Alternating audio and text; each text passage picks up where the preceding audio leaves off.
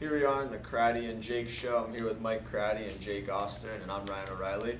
So first, we're going to jump right in to debating about the Senators and Rangers trade. Mike, what do you think about it?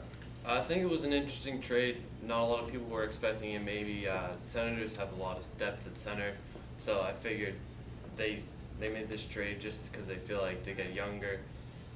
With the Rangers felt like they wanted to get younger with Zibanejad, former 6th overall pick. I think getting younger there.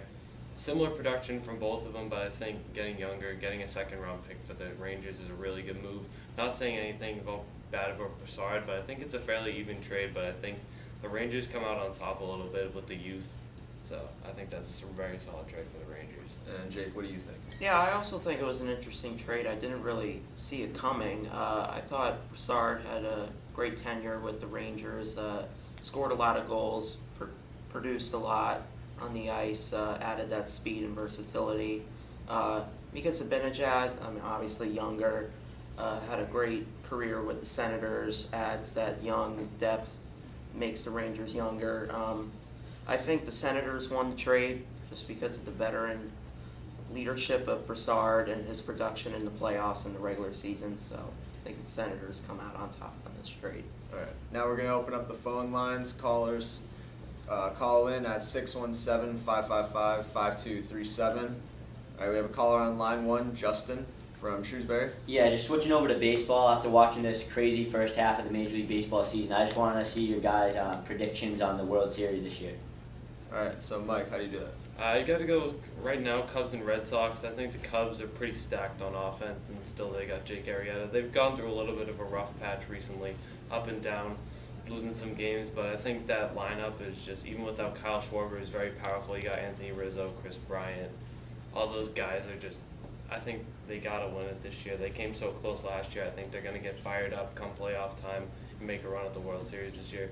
The Sox, you know, they've been very inconsistent recently, but they got Drew Pomeranz. Hopefully can work out after, I mean, you got to hope if you give up one of our top pitching prospects in Anderson Espinoza.